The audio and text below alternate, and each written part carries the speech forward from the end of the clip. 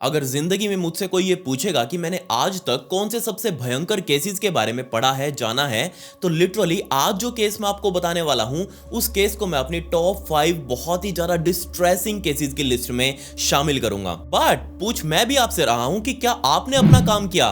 कौन सा काम? लाइक बटन वाला जल्दी से दबा दें, कमेंट्स में पिक में लिख दें, सब्सक्राइब बटन के ऊपर भी क्लिक कर दें। Let's dive in.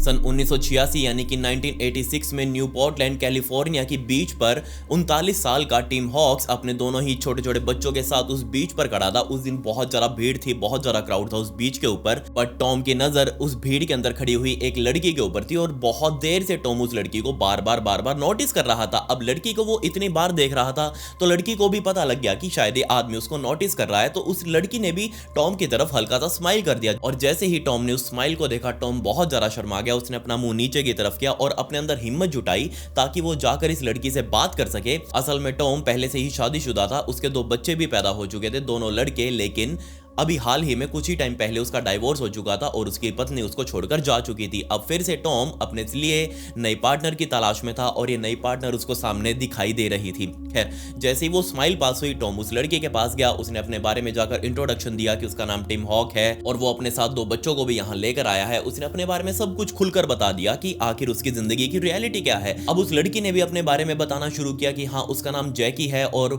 वो 29 साल की है, वो सिंगल है, उसकी शादी नहीं हुई, लेकिन इन दोनों के बीच में जो म्यूचुअल अंडरस्टैंडिंग थी वो उसी दिन से बननी शुरू हो चुकी थी और दोनों बहुत जल्दी एक दूसरे के प्यार में पागल हो चुके थे। और सिर्फ 3 सालों बाद 1989 यानी कि 1989 में इन दोनों ने सभी यार दोस्तों के बीच में, सभी परिवार वालों के बीच में आपस में शादी भी कर ली। अब फाइनली जैकी टॉम के घर पर शिफ्ट हो चुकी थी। एज ए वाइफ वो टॉम के साथ अपना जीवन अब काटने वाली थी। टॉम के दोनों बच्चे भी जैकी को पाकर बहुत ज्यादा खुश थे और ऐसा सिर्फ इसलिए क्योंकि जैकी टॉम के बच्चों को अपना ही बच्चा मान रही थी, उनको इतना ही प्यार कर रही थी जितना एक माँ एक बच्चे को कर सकती है। लिटरली टॉम के दोनों बच्चे जैकी को पाकर बहुत ज्यादा खुश थे। अब धीरे धीरे टाइम बीतता रहा, परिवार बढ़ता रहा, बच्चे बड़े होते रहे और सन 2002 का टाइम आ चुका था जब फाइनली टॉम के दोनों ही बच्चों ने टॉम और उसकी माँ जैकी से आकर कहा कि देखो माँ पापा, हम दोनों अब बड़े हो चुके हैं और फाइनली हम दोनों ये घर छोड़कर अपने अपने काम धंधे के लिए देश में और किसी जगह पर निकलेंगे। जैसे ये चीज टॉम और जैकी ने सुनी, वो समझ सकते थे कि ये दिन आने वाला है और वो इस चीज के लिए तैयार भी थे।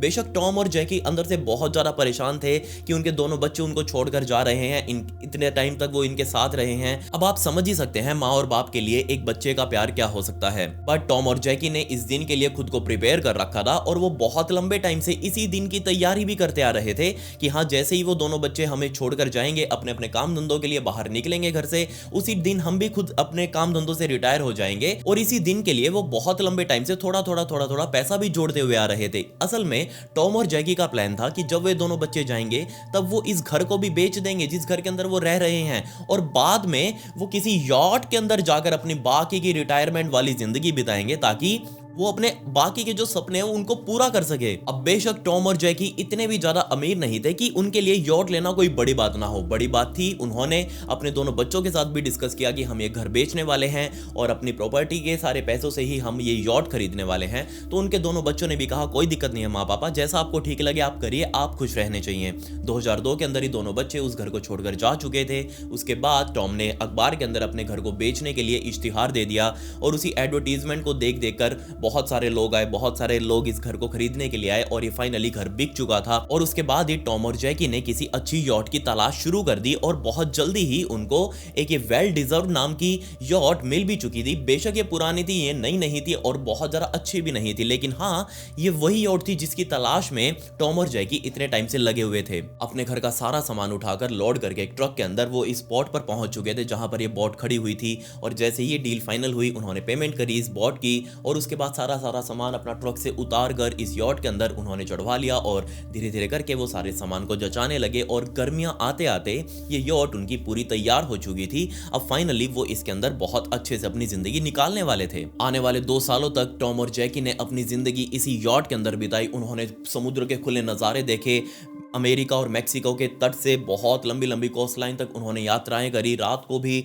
बहुत बड़ी बड़ी पार्टीज उन्होंने इसी यॉट के ऊपर करी, सिर्फ 2 लोगों की ही। और छोटे शब्दों में कहूं तो उन्होंने इस 2 साल को अपनी जिंदगी में सबसे ज्यादा एंजॉय किया। बट सन 2004 में उनको एक बहुत ही अजीब सी न्यूज मिली। टॉम के बड़े लड़के ने अपने पिता टॉम को फोन करके कहा कि पापा, मैं इसी साल बहुत जल्दी पिता बनने वाला हूं और उस मौके पर मुझे आपकी जरूरत पड़ेगी। जैसे ये चीज टॉम ने सुनी, टॉम बहुत ज्यादा एक्साइटेड हुआ। उसने तुरंत फोन रख के सीधा जैकी के पास गया, जैकी को बताया कि क्या तुमको पता है कि हमारा बड़ा लड़का पिता बनने वाला है, उसने शादी भी कर ली है और ये बहुत ही ज्यादा खुशी की बात है। जैसे ये चीज जैकी ने सुनी, जैकी अंदर से बहुत ज्यादा खुश। वो तो खास तौर पर बहुत ज्यादा इसलिए भी खुश होने वाली थी क्योंकि जैकी के खुद के कोई बच्चे नहीं थे और जैकी खुद कभी मां बन भी नहीं सकती क्योंकि उसका बचपन में एक एक्सीडेंट हुआ था। उसके अंदर उसके कुछ इंटरनल ऑर्गन्स के अंदर दिक्कत आ चुकी थी, जिसकी वजह से डॉक्टर ने बोल दिया था कि वो कभी मां नहीं बन सकती। इसी वजह से जैकी को बच्चों से बहुत ज्यादा प्यार। जैकी ने जैसे ये चीज सुनी कि उसका ही बेटा अब बाप बनने वाला है, तो जैकी ने कहा कि इससे बढ़िया मौका तो और हो ही नहीं सकता वापस परिवार को रियूनियन करने का। तो हम ये चाहते हैं कि हम दोनों अपने बच्चों के पास चले, उनके बच्चों को भी जाके संभालें क्योंकि वो तो अपने काम धंधों में लगे रहेंगे, इनकी जिम्मेवारी तो हमारे ऊपर ही आएगी। टॉम और जैकी दोनों ने ही अब सोच लिया कि वो इस यॉट को बेच देंगे और इससे जो पैसा आएगा वो अपने ही दोनों बच्चों के घर के पास कोई एक और घर ले लेंगे, उसी के अंदर जाकर शिफ्ट हो जाएंगे ताकि वो अपने दोनों बच्चों के पास भी रह सके और उनकी फैमिली को डिस्टर्ब भी ना करे। जैकी को यह आइडिया बहुत ज्यादा पसंद आया। टॉम ने तुरंत ही जाकर अखबार के अंदर बहुत सारी एडवर्टीजमेंट्स निकलवा दी अलग अलग अखबार में कि वो अपनी इस यॉट को सेल करना चाहता है। अब जैसे ये एडवर्टीजमेंट लाइव हुई अखबार के अंदर, उसी टाइम पर बहुत सारे कॉल्स, बहुत सारे मैसेज, बहुत सारे पत्र वगैरह टॉम के पास आने लगे। इस यॉट को खरीदने के लिए बहुत सारे बायर्स इच्छुक हो चुके थे और ये चीज जैसे ही टॉम ने देखी, टॉम ने तुरंत अपने बड़े बेटे को फोन करके कहा कि मैंने अपनी यॉट को सेल के लिए निकाल दिया है और जैसे ही इसका पैसा आएगा मैं तुम्हारे घर के पास ही कोई घर ले लूंगा और वहीं पर शिफ्ट हो जाएंगे और आगे की आने वाली जिंदगी को संभाल लेंगे। टॉम के दोनों बच्चे बहुत ज्यादा खुश कि हाँ, उनके माता पिता वापस उनके पास आने वाले हैं और बहुत सारे बायर्स के साथ अब टॉम अलग अलग डील कर रहा था। कभी किसी को कुछ और रेट बताता, कभी किसी को कुछ रेट बताता। जो जितने में फंसे, ऑब्वियसली जो जितना ज्यादा देगा पैसा, ये यॉट तो उसी की होने वाली थी। टॉम ने फोन करके अपने दोनों बच्चों को बता दिया कि हाँ, एक बायर उनको मिला है और वो इस बायर के साथ लगभग अपनी ये जो डील है वो फाइनल करने ही वाले हैं और किसी भी दिन हम तुमको ये बता सकते हैं कि हमने बेच दी है और हम तुम्हारे पास आ रहे हैं, तुम इस चीज के लिए तैयार रहना। दोनों बच्चे बहुत ज्यादा खुश। उन्होंने अपने अपनी पत्नियों को बता दिया कि हमारे माता पिता आने वाले हैं तो तुम उस चीज के लिए तैयारी करके रखना। अब ये दोनों लड़के वेट कर रहे थे अपने माता पिता की तरफ से आने वाली उस कॉल का, जब वो ये कहें कि उन्होंने उस बोट को बेच दिया है और वो यहां से निकल पड़े हैं तुम्हारे पास आने के लिए। 1 दिन वेट किया, 2 दिन वेट किया, 3 दिन वेट किया, लेकिन वो फोन कॉल आया ही नहीं। जैसी चीज दोनों लड़कों ने देखी कि हाँ, फोन नहीं आ रहा है माता पिता का, यार क्या करें, तो उन्होंने खुद से ही फोन करने की कोशिश करी लेकिन उनका फोन लग ही नहीं रहा था, वो नॉट रीचेबल आ रहा था। जैसे ये चीज दोनों लड़कों ने नोटिस करी, उनको थोड़ी टेंशन शुरू हुई क्योंकि उनके माता पिता कभी भी ऐसे बिना बताए कहीं जाते ही नहीं थे। अगर कहीं भी उनका जाने का प्लान होता तो सबसे पहले अपने दोनों बच्चों को बताते, बिना बताए तो वो कहीं जाने वाले नहीं थे। दोनों बच्चों ने तुरंत अपने सगे चाचा जो को फोन किया और जो को बताया कि देखिए चाचा जी, ऐसी बात है कि माता पिता फोन नहीं उठा रहे हैं और वो यॉट पर रह रहे थे पिछले 2 सालों से और अब हमने उनको अपने पास बुला लिया है, लेकिन उनकी डील भी अब फाइनल होने वाली थी और उन्होंने इस यॉट को बेच भी दिया होगा, बट अभी तक वो हमारे पास नहीं आए और ना ही वो हमारा फोन उठा रहे हैं। असल में जो पुलिस डिपार्टमेंट के अंदर ही काम कर रहा था और जैसे ये चीज जो ने सुनी, जो ने तुरंत ही अपने सारे साथियों को बताया कि हमें जाकर उस बोट को चेक करके आना है क्योंकि मेरा भाई और उसकी पत्नी काफी दिनों से मिल नहीं रहे, वो ना ही अपने बच्चों का फोन उठा रहे हैं। पुलिस वालों की गाड़ी चाव चाव करते हुए सीधा इस डॉकयार्ड पर पहुंच चुकी थी जहां पर ये वेल डिजर्व नाम की यॉट खड़ी की गई थी। जैसे ही गाड़ी वहां पर पहुंची, सारी टीम बाहर निकली। जो ने उस बोट को देखा और उस बोट के पास गया, जाकर देखने लगा, लेकिन वहां पर उसको बहुत सी अजीब चीजें दिखी। सबसे पहली तो वो रस्सी जो इस बोट को डॉकयार्ड से बांध कर रखती है। आपने देखा होगा कि कोई भी बड़ी या फिर छोटी बोट किसी भी डॉकयार्ड पर आकर लगती है तो उसको रस्सियों से बांधा जाता है ताकि वो बहकर वापस समुद्र में ना चली जाए, लेकिन यहां पर इन रस्सियों को ना सिर्फ बहुत ही ढीला सा बांधा गया था बल्कि बहुत सारी रस्सियां तो ऊपर ही पड़ी थी। ऐसा लग रहा था जैसे किसी ने बहुत जल्दबाजी में इन रस्सियों को बांधा हो। इसके अलावा बहुत सारे ऐसे नट बॉल्स वगैरह थे जो खोले गए थे लेकिन उनको बाद में वापस बंद नहीं किया, वो भी ऐसे ही ऊपर डेक पर पड़े थे। इसके अलावा बहुत सारे ऐसे गंदे से तौलिए, गंदे से कपड़े ऊपर ही सूख रहे थे उस यॉट के ऊपर। और जैसी ये चीज जो ने देखी, जो को बहुत अजीब सा लगा क्योंकि उसको पता था कि उसका भाई टॉम और उसकी भाभी जैकी ये दोनों साफ सफाई को बेहद पसंद करते हैं और वो अपनी इस यॉट को अपने घर से भी ज्यादा सजा सवा कर रखते हैं।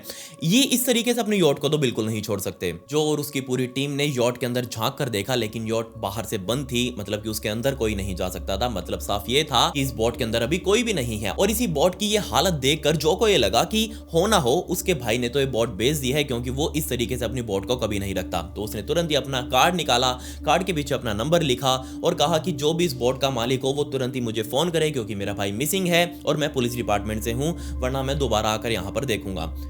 क्लियरली यहाँ पर वो उस कार्ड को छोड़कर वहां से जा चुका था। उसने अपने दोस्तों को बताया कि हमने कार्ड को इस बोट पर छोड़ दिया है, तो जब भी इसके मालिक यहाँ पर आएंगे वो हमें देखकर फोन कर लेंगे, अभी हम यहाँ से चलते हैं। तो जैसे ही ये पूरी की पूरी टीम वापस पुलिस स्टेशन पहुंची, इतने में ही जो का फोन वापस बजने लगा और ये फोन किसी और ने नहीं बल्कि जेनिफर डेलन नाम की एक महिला ने किया था। और उस महिला ने जैसे ही फोन किया उसने पूछा कि हाँ जी जो बताइए आपको क्या काम है, आप मेरी यॉट पर आए थे और आप अपना एक कार्ड यहाँ पर छोड़ कर गए हैं, आप बताइए आपको क्या काम है। जो ने बताया सब कुछ जेनिफर को कि मेरे भाई हैं जिनके पहले बॉट थी और मेरी भाभी भी यहीं पर रहा करती थी, लेकिन अब वो दोनों ही मिसिंग है, वो ना हमसे टच में आ पा रहे हैं ना ही हमसे बात कर पा रहे हैं। तो क्या आप हमें बता सकते हैं कि टॉम और जैकी हमें कहां मिलेंगे। जैसे ये चीज जेनिफर ने सुनी, जेनिफर ने खुद जो को बताया कि जनाब आप क्या परेशान है, परेशान तो हम भी हो रहे हैं, क्योंकि मुझे भी उनसे बात करनी थी इस यॉट के बारे में। बहुत सारी चीजें हैं जो मुझे नहीं पता, इसके फंक्शन कैसे काम करते हैं, इसके कुछ कंट्रोल्स है जो मुझे चलाने नहीं आ रहे, और इन सभी चीजों के बारे में डिस्कस करने के लिए मैं खुद उनको फोन कर रही हूं, लेकिन उनका फोन बंद आ रहा है और ना ही मुझे उनका एड्रेस पता। इसके साथ ही टॉम और जैकी का कुछ पर्सनल सामान भी उनके इसी लॉकर के अंदर अभी भी पड़ा हुआ है, शायद वो इसको लेकर जाना भूल गए हैं। तो जब भी आपकी उनसे बात हो तो आप उनको बता देना कि वो अपने सामान को यहां से आकर ले जाएं। इस यॉट के अंदर मैं उनको संभाल कर रखे हुई हूं, तो जब भी आएंगे मैं उनको वो सामान दे दूंगी। जॉन ने जेनिफर से पूछा कि आप लास्ट टाइम टॉम और जैकी से कब मिले थे, आप एग्जैक्टली क्या मुझे बता सकते हैं। तब यहां जेनिफर ने कहा कि देखिए एग्जैक्टली हम उसी दिन मिले थे जिस दिन हमने उनको पैसा दिया और इस बॉट की चाबी उनसे ली। एग्जैक्टली हम उसी दिन मिले थे, उसके बाद नहीं मिले, ना ही उससे पहले कभी मिले। हमने जस्ट उनको पैसा दिया, वो पैसा हमसे लेकर हमारे डील के कागजों के ऊपर साइन करके अपनी गाड़ी में बैठकर वहां से जा चुके थे। जॉन ने फिर से पूछा कि जेनिफर आप क्या मुझे बता सकते हैं कि क्या आपको आइडिया होगा वो कहां गए होंगे। तब यहां पर जेनिफर ने सोच के कहा कि हाँ शायद मुझे ज्यादा तो नहीं पता, बट उन्होंने कहा था कि वो मैक्सिको के अंदर अब घर लेने वाले हैं। मैक्सिको और एरिजोना के बॉर्डर पर ही उनका लड़का रहता है और उसी को बच्चा होने वाला है, और उसी की खुशी में वो मैक्सिको के अंदर घर लेंगे ताकि वो अपने बच्चों के पास भी रह सके और एक अलग घर भी उनके पास बन जाए। जॉन ने जेनिफर को थैंक्स किया और जस्ट कहा कि अगर आपकी टॉम और जैकी से बात हो, कभी भी बात हो, तो आप तुरंत मुझे बता देना। जेनिफर ने भी ये बात जो को कही कि आपकी भी अगर बात टॉम और जैकी से हो तो आप तुरंत मुझे बता देना, क्योंकि मुझे बहुत सारा सामान उनका वापस देना है और इस यॉट के कुछ कंट्रोल्स के बारे में पूछना है। दोनों ने एक दूसरे को थैंक्स किया। अब फोन कट चुका था। तब जो को याद आया कि हाँ एक और भी तो इंसान है जो इनके साथ टच में रहा है, इस परिवार के साथ टच में रहा है, और वो है पैट्रिशिया। पैट्रिशिया असल में इस पूरे परिवार की अकाउंटेंट थी, मतलब कि इस पूरे परिवार के जो भी पैसा कमा रहे हैं उस पैसे को कहाँ इन्वेस्ट करना है, कहाँ से वो उनको टैक्स वगैरह भरना है, कितना टैक्स भरना है, ये सारी चीजें पैट्रिशिया ही उनको बता रही थी। अब जैसे चीज जो को याद आई उसने तुरंत पैट्रिशिया को फोन किया। पैट्रिशिया से पूछने लगा कि क्या पैट्रिशिया तुम्हें टॉम और जैकी के बारे में पता है, लास्ट टाइम उनका कॉल कब आया था। तो यहाँ पैट्रिशिया ने कुछ खास नहीं बताया। उसने कहा कि जस्ट वो लास्ट मंथ ही उनसे मिली थी, उनसे पैसे लिए थे क्योंकि उनके बिल्स वगैरह पे करने थे, इलेक्ट्रिसिटी बिल और उनका वाटर सीवरेज बिल, ये सारे बिल्स उनके पे करने थे, और टैक्स का भी अब मैं उनको बताने के लिए गई थी। और इसके अलावा तो मेरी कुछ खास बात उनसे नहीं हुई। अब इसी महीने नवंबर के महीने में ही हम लोग वापस मिलने वाले थे, क्योंकि अब फिर से बिल्स का टाइम आ चुका है और मुझे उनसे पैसे लेने हैं। इसके अलावा तो मुझे भी याद नहीं कि वो आखिर कहाँ पर है या फिर वो कहाँ जा सकते हैं। जॉन ने फिर से पैट्रिशिया को कहा कि देखिए उन्होंने हाल ही में एक यॉट बेची है और उसका पैसा उनके पास आया होगा, तो क्या आप हमें बता सकते हैं कि क्या उन्होंने अपने बैंक अकाउंट के अंदर कोई बहुत बड़ी अमाउंट ट्रांसफर करी है या फिर उन्होंने निकलवाई हो या फिर कहीं और ट्रांसफर करवाई हो, क्योंकि आपको तो वो ऑब्वियसली बताएंगे। लेकिन पैट्रिशिया ने मना कर दिया कि नहीं, इस महीने में और ना ही पिछले महीने में, ना ही उससे पहले कभी 2-3 सालों तक भी उन्होंने कोई बड़ी अमाउंट अपने अकाउंट के अंदर ट्रांसफर नहीं करवाई। उनके अकाउंट के अंदर इतना पैसा है ही नहीं कि उससे एक यॉट खरीदी या बेची जा सके।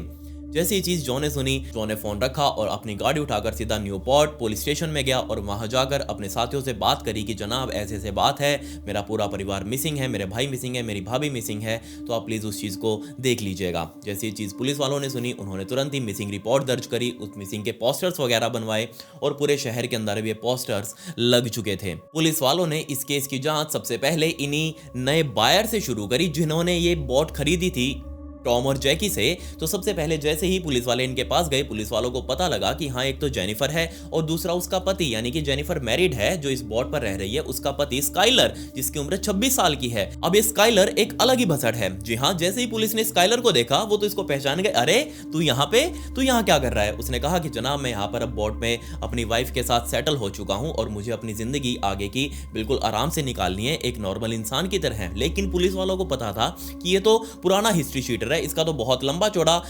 हिसाब में हमारे पास है, तो ये तो शायद हो भी सकता है कुछ गलत और ना भी हो, क्योंकि इसने बोट खरीदी है। तो पुलिस वालों ने सीधा उससे वो कागज मंगवाए जो बोट की डील के टाइम साइन हुए होंगे, इस बोट को उनके नाम करवाते हुए।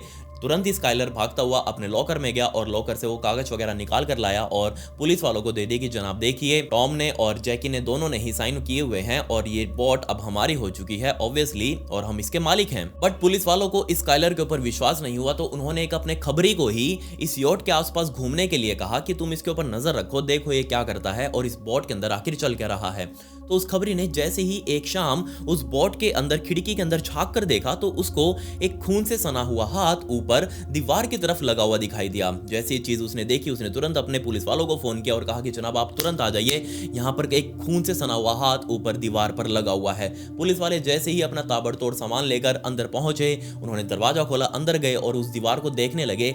लेकिन वो भी ऊपर बाबूजी बन के देख रहे हैं, क्योंकि वो हाथ खून से सना हुआ नहीं था, बल्कि वो सिर्फ एक जंग का निशान था जो हाथ से कुछ इस तरीके से छपा हुआ था जैसे उस वो हाथ लगा हुआ हो। अब बाहर से तो ऐसा ही लगा था कि जैसे वो खून हो। तो जाकर उन्होंने खबरी की भी खबर ली कि तू पूरी ढंग से खबर लेकर आया कर, क्योंकि अब फालतू में यहाँ भसड़ मच जाती, एक हम मासूम इंसान को यहीं ऐसे ही पेल देते। पुलिस वालों ने फिर भी स्काइलर को पूछताछ के लिए अपने पास पुलिस स्टेशन में बुला लिया और पूछताछ के अंदर ये स्काइलर बहुत अच्छे से कोऑपरेशन दिखा रहा था पुलिस वालों के साथ। जो भी वो सवाल पूछ रहे थे उसका बहुत अच्छे से जवाब दे रहा था। उसने कहा कि जनाब देखिए, मैं आपको पूरी डील समझा देता हूँ। मैंने इस एडवर्टीजमेंट को देखा था अखबार के अंदर, मैं इस एडवर्टीजमेंट को देखकर ही टॉम से मिला, टॉम से मैंने बात करी और फाइनली 15 नवंबर 2004 के दिन दोपहर के टाइम पर मैं अपनी पत्नी जेनिफर को लेकर, जो कि ऑब्वियसली प्रेग्नेंट है अभी, तो हम दोनों ही लोग इस डॉकयार्ड पर पहुंच चुके थे जहां उन्होंने अपनी बोट खड़ी करी थी। और वहां जाकर मैंने फोन किया टॉम को, और फोन करते ही टॉम अपनी पत्नी जैकी के साथ डॉकयार्ड के ऊपर आ चुका था, मतलब कि बाहर आ चुका था, और ये सामने खड़े होकर आपस में बात करने लगे। और बात करते करते ही मैंने टॉम से कहा कि मुझे इसका एक बार टेस्ट ड्राइव लेनी है, जिसको सी ट्रायल बोलते हैं। जैसे कि हम गाड़ी लेने से पहले उसकी टेस्ट ड्राइव लेते हैं सड़क के ऊपर, अब यहाँ बोट को लेने से पहले उसका सी ट्रायल लिया जाता है, पानी के अंदर चलाकर देखी जाती है। तो टॉम को स्काइलर ने कहा कि मुझे सी ट्रायल लेना है और टॉम उसी टाइम पर मान गया। ये चारों लोग वापस जाकर इसी बोट के ऊपर चढ़ चुके थे और बोट अंदर गहरे समुद्र में गई। अंदर जाते ही यॉट स्काइलर को बहुत पसंद आई। बीच समुद्र में ही ये डील फाइनल हो चुकी थी। तुरंत बाहर आए, उन्होंने तुरंत एक नोटरी को, जो कि इस डील को फाइनल करवाने वाला था, और साथ ही उसने एक अपने दोस्त को भी बुला लिया जो कि इस पूरी डील का विटनेस होने वाला था, गवाह होने वाला था कि हाँ जी, उसने पैसा देकर ये बोट खरीद ली है।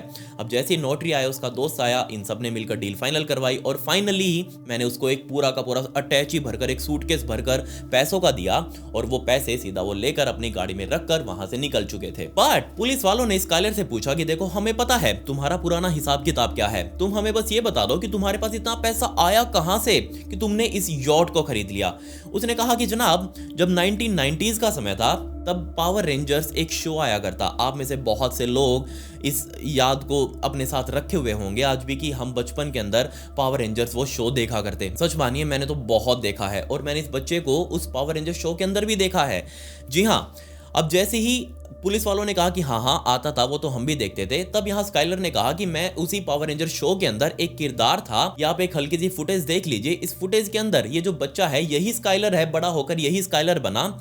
इसका नाम ऑब्वियसली बड़ा क्या छोटा भी स्काइलर ही था। खैर, स्काइलर ने कहा पुलिस वालों को कि जनाब, मैंने उस टाइम से पैसा कमाना शुरू किया था और धीरे धीरे मैंने उस शो के अंदर काम किया और भी इसके अलावा काफी सारे एडवर्टीजमेंट्स के अंदर काम किया, और जिससे मेरी एक रेपुटेशन बन चुकी थी मार्केट के अंदर, और उससे मुझे थोड़ा बहुत पैसा आता रहा, मैं उसको जोड़ता रहा। और साथ ही अब भी मुझे अगर कोई काम मिलता है तो मैं उस काम को मना नहीं करता, चाहे थोड़ा पैसा मिलता हो, तो मुझे बस पैसा जोड़ना है। तो मैं बहुत ही छोटी उम्र से पैसा जोड़ता हुआ आया हूं और वो सारे के सारे पैसे जोड़े हुए मैंने सीधा टॉम को दे दिए, जिसके बदले मुझे ये बॉट मिल चुकी थी। इसके बाद पुलिस वालों ने स्काइलर की पत्नी जेनिफर को भी इंटेरोगेशन के लिए बुलाया। उसने भी सारी की सारी सेम स्टोरी बताई कि हाँ वो पहले मुझसे मिले, वो बाद में सी ट्रायल हुआ, उसके बाद नोटरी और उसके दोस्त को बुलाया गया, पैसे दिए, बॉट के साइन करवाए, डील फाइनल हुई और उसके बाद टॉम और जैकी अपनी गाड़ी में बैठकर वहां से निकल चुके थे। जिसके बाद उस दोस्त को भी बुलाया गया, उससे भी पूछताछ की गई और उस नोटरी को भी बुलाया गया कि हाँ बाबूजी तू तो कुछ बता दे। तो सभी ने एक ही जैसी स्टोरी बताई, लेकिन सभी के अंदर बस डिफरेंस ये था कि स्काइलर कह रहा था कि जब वो पैसे दिए उसने टॉम को, तो टॉम थोड़ा नर्वस सा हो चुका था कि इतना सारा पैसा लेकर वो गाड़ी में रख के कैसे जाएगा। बट नोटरी ने कहा कि नहीं, उस टाइम पर वो टॉम बिल्कुल नॉर्मल सा ही था, उसके अंदर कोई भी ऐसी कंफ्यूजन नहीं थी कि ना ही कोई डर था कि वो इतना सारे पैसे को कैसे संभालेगा। इस पॉइंट पर आकर पुलिस वाले लगभग एक डेड एंड पर पहुंच चुके थे। क्यों? उनको आगे की कोई क्लू ही नहीं मिल रहा था कि आखिर वो किस तरीके से टॉम और जैकी को ढूंढे और किस तरीके से पता लगाएं कि आखिर उनके साथ क्या हुआ है। क्योंकि एक तो वो पूरे अडल्ट हैं, अगर वो ऐसे भाग कर भी जाएंगे तो क्यों जाएंगे, उनको क्या मतलब है, क्योंकि वो तो अपने बच्चों के साथ खुशी से अपना टाइम स्पेंड करने वाले थे। दूसरा, अगर उनके साथ कुछ हुआ है तो अगर उनकी डेड बॉडी भी मिल जाए तो भी तो केस आगे बढ़े, लेकिन उनकी डेड बॉडी भी नहीं मिली या ना ही उनका कोई किडनैप हुआ, किडनैपर का कोई फोन नहीं आया रैंसम के लिए, तो आखिर उनके साथ क्या हुआ है। तब पुलिस वालों ने फाइनली लास्ट अपना हथकंडा अपनाया और इस टाइम पर उन्होंने टॉम और जैकी की फोटो न्यूज मीडिया में दे दी। पूरे के पूरे टीवी न्यूज के ऊपर सिर्फ और सिर्फ टॉम और जैकी के बारे में ही दिखाया जा रहा था। साथ ही उनकी गाड़ी की फोटो भी न्यूज में आ रही थी कि हाँ ये गाड़ी अगर किसी को दिखे तो प्लीज हमसे कांटेक्ट करें। अब जैसे ही ये न्यूज चलते हुए सिर्फ 2 ही दिन हुए थे, तभी न्यूपोर्ट पुलिस वालों को मैक्सिको से फोन आया कि जनाब आप जिस गाड़ी को ढूंढ रहे हैं वो बिल्कुल मेरे घर के सामने खड़ी है, आप प्लीज आकर इसको देख लीजिए। जैसे ये चीज पुलिस वालों ने सुनी, पुलिस वाले तुरंत अपनी गाड़ी उठाकर चाव चाव करते हुए सीधा मैक्सिको पहुंचे और वहां के उस घर पर गए जिन्होंने उनको फोन किया था। उनका दरवाजा खटखटाया, दरवाजा खुला, सामने से वो आदमी आया कि जनाब हाँ मैंने आपको फोन किया था और वो गाड़ी आप देखिए सामने उस घर के बिल्कुल बाहर खड़ी हुई है और ये काफी दिनों से यहीं पर खड़ी है। जैसे ही पुलिस वालों ने उस गाड़ी को देखा वो भी हैरान कि हाँ यार गाड़ी तो यही है,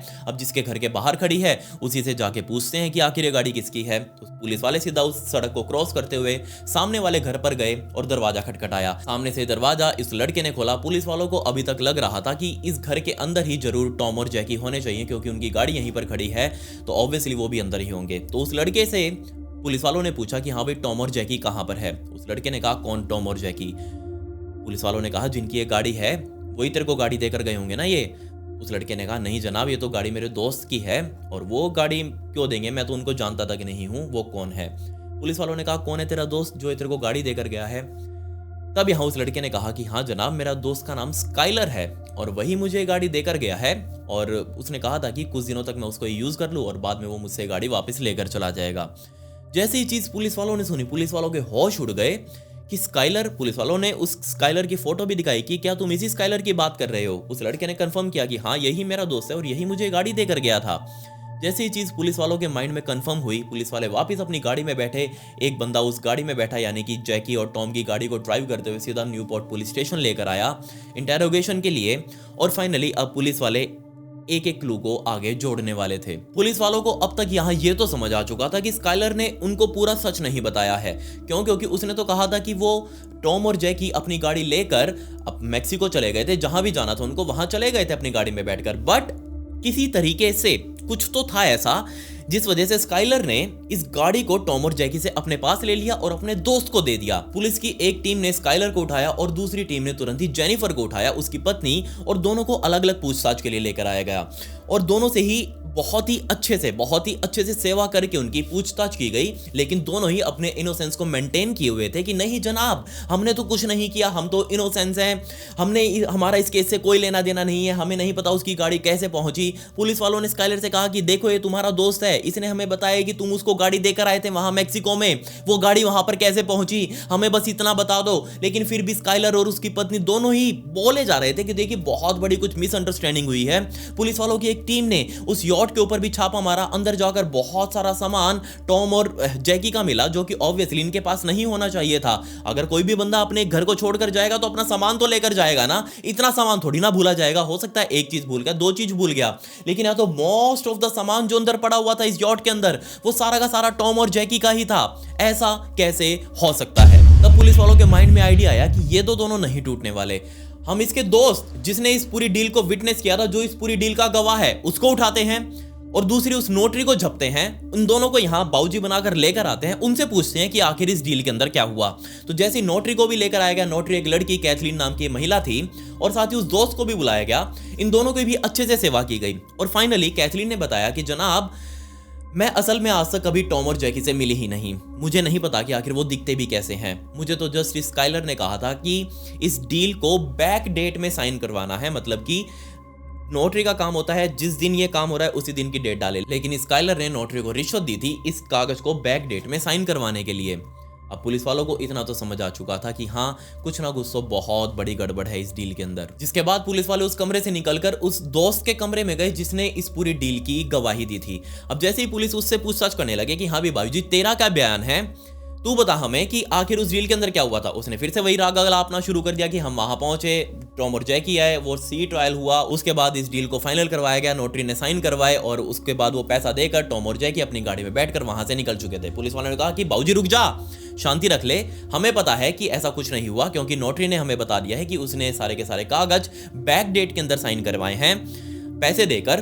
तो असल बात तू हमें बता दे, अगर तू हमें सब कुछ सच सच बता देगा तो ऑब्वियसली अगर तेरी कोई गलती होगी उसमें तो तेरे को सजा कम मिलेगी, ये हम लिख कर देते हैं। और अगर हमें सच नहीं बताएगा तो भी हम आज या फिर कल सच निकाल ही लेंगे, लेकिन उसके बाद तेरे ऊपर पूरी सजा का चार्ज लगेगा। जैसे ये चीज इस दोस्त ने सुनी जिसका नाम एलोंसो था, ये एलोंसो भी टूट गया। इसने कहा कि बाबूजी आप शांत रहिए, मैं आपको सब कुछ बताता हूँ। एलोंसो ने बताया कि वो असल में एरिजोना की एक जेल में जेलर है और ये स्काइलर से इसी जेल में मिला था। जब वो स्काइलर उस जेल के अंदर बंद था, अपनी पुरानी सजा काट रहा था, उसी जेल के अंदर वो उसे मिला था। और जैसे ही स्काइलर बाहर आया जेल से, उसकी जमानत हुई, उसके बाद वो उसे बाहर भी मिला और बाहर मिलते ही दोनों के बीच में गहरी दोस्ती बनी। दोनों एक साथ पैग वैग लगाने लगे, दोनों एक साथ पार्टी वार्टी करने लगे। और ऐसी ही पार्टीज को करते करते स्काइलर ने एलोंसो से कहा कि देखो, मैं जिस जुर्म के लिए अंदर जाता हूं वो तो जुर्म है ही नहीं, मैं तो उसे कुछ भी नहीं मानता, मैं तो असल में एक इंटरनेशनल हत्यारा हूं। मुझे तो बहुत बड़े बड़े कॉन्ट्रैक्ट्स मिलते हैं, लोगों को मारने के लिए बहुत मोटा पैसा मिलता है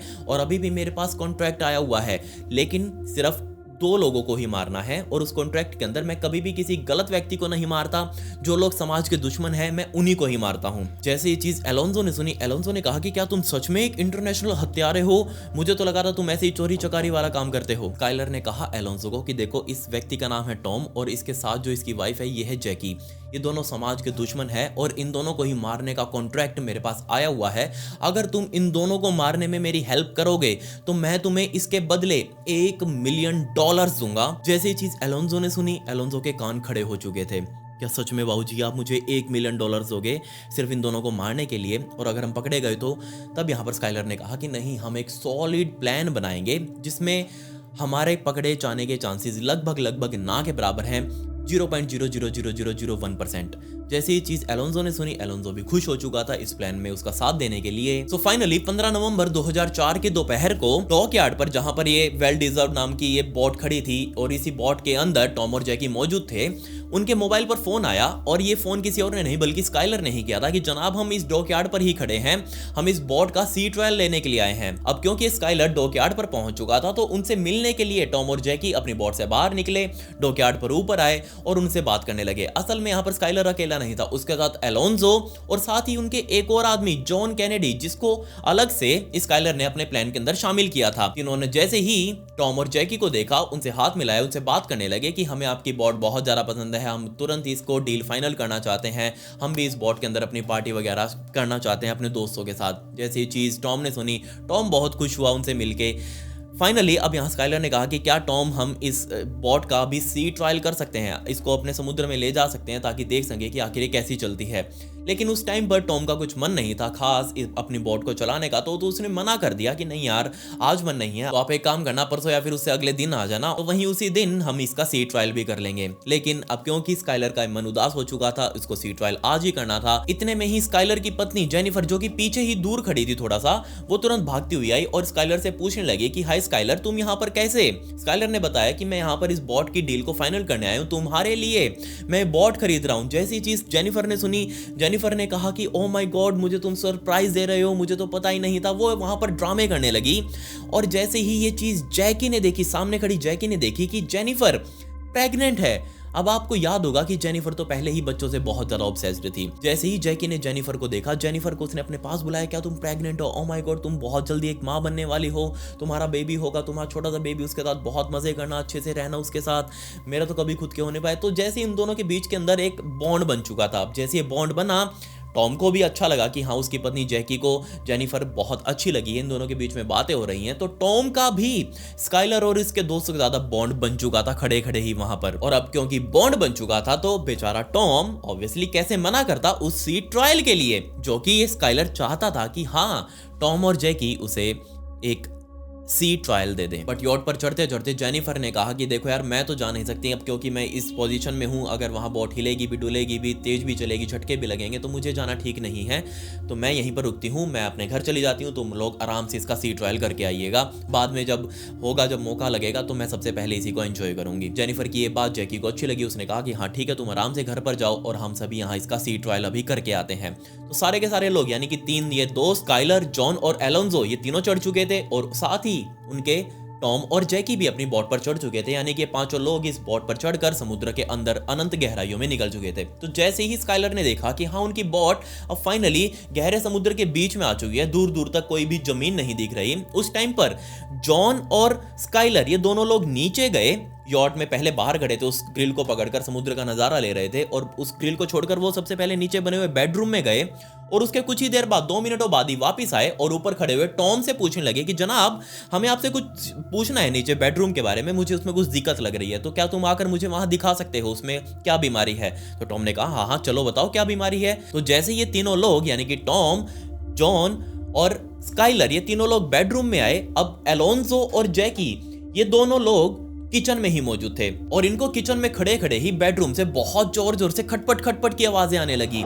लेकिन एलोन्जो को तो पता था कि ये आखिर आवाजें कहां से आ रही हैं। जैकी को कुछ समझ नहीं आया कि आखिर आवाजें कहां से आ रही हैं। वो तुरंत ही इन आवाजों को देखने के लिए किचन से भागने लगी, लेकिन उससे पहले ही एलोन्जो ने उसे पीछे से पकड़ लिया और इतनी जोर से पकड़ कर रखा, जैकी को कुछ समझ ही नहीं आया कि आखिर यहां पर हो क्या रहा है। और इससे पहले कि वो कुछ समझ पाती, एलोन्जो ने उसे अपने जोर दिखाकर नीचे जमीन पर गिराया, उसके सिर पर पीछे से मुक्का मारा, उसके दोनों हाथ पीछे की तरफ और अपनी जेब में रखी हुई हथकड़ी पीछे उसने उसके हाथों के बांध दी। एलोन्जो जैकी को घसीटकर सीधा उसी बेडरूम में लेकर गया जहां उसका पति यानी कि टॉम और उसके साथ जॉन और स्काइलर मौजूद थे, जो कि उसके ऊपर हमला कर रहे थे। उसके ऊपर अपना पूरा कंट्रोल पाकर फाइनली इन लोगों ने टॉम के हाथों को भी पीछे करके उसके हथकड़ियां लगा दी।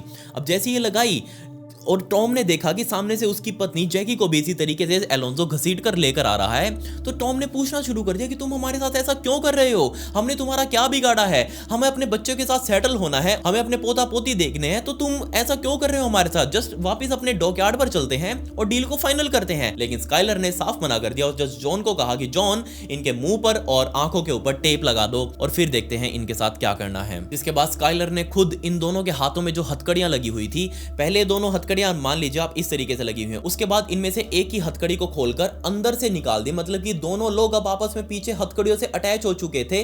आप समझ लीजिए इस तरीके से उनकी हथकड़ियां अब आपस में लग चुकी थी। ये एक दूसरे को सांत्वना दे रहे थे, टॉम और जैकी, की कोई बात नहीं, सब कुछ ठीक हो जाएगा, ये शायद लूटमारी करने आए हैं, लूट वगैरह करके यहां से चले जाएंगे और हम वापस अपने घर पर चले जाएंगे, अपने बच्चों के पास चले जाएंगे। ये सब होने के बाद स्काइलर ने जॉन और एलोन्जो को कहा कि इन दोनों को घसीटकर सीधा ऊपर लेकर आओ डेक पर, और वहीं पर जैसे ही एलोन्जो और जॉन इन दोनों को घसीटकर ऊपर की तरफ खींचते हुए लेकर आए, सोचकर देखिए नीचे जो सीढ़ियां थी उनके ऊपर भी इनको हथकड़ियों से घसीटते हुए, इनके मुंह के ऊपर वो टेप लगी हुई है, आंखों के ऊपर टेप लगी हुई है, फिर भी इन दोनों को घसीटते हुए सीढ़ियों से ऊपर की तरफ लेकर आए, और वहीं पर इन दोनों से ही स्काइलर ने इस बॉट के पेपर्स के ऊपर साइन करवाए। स्काइलर अपने साथ पहले से ही उन पेपर्स को लेकर आया था, जिसके ऊपर साइन होते ही स्काइलर इस यॉट का मालिक बन जाता। फाइनली टॉम और जैकी ने बॉट के पेपर्स के ऊपर साइन कर दिए। इसके अलावा स्काइलर ने एक और पेपर भी निकाल कर दिया कि इसके ऊपर भी साइन करो, और ये पेपर था कि टॉम और जैकी खुद अपने मर्जी से स्काइलर को अपने सारे बैंक अकाउंट का पावर ऑफ अटॉर्नी दे रहे हैं। टॉम ने उस पेपर के ऊपर भी साइन कर दिया, लेकिन जैकी ने अपने साइन इस पेपर के ऊपर थोड़े अजीब से किए,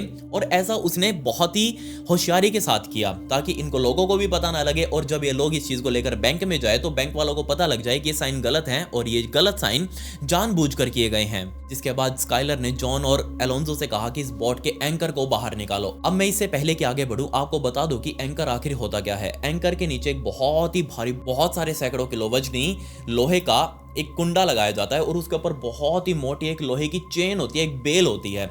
आप कहेंगे कि इसका काम क्या है, तो असल में कहीं पर भी बोट को किसी भी समुद्र के इलाके में रोकना हो तो इस बोट को इस एंकर से पहले ऊपर जोड़ा जाता है और बाद में इस लोहे के कुंडे को, ये जो लोहे का क्लिप आपको दिख रहा है, इसको नीचे समुद्र में गिराया जाता है और नीचे जाकर ये अटक जाता है समुद्री तल पर और वहीं पर ये बोट रुक जाएगी, ये आगे नहीं चलेगी।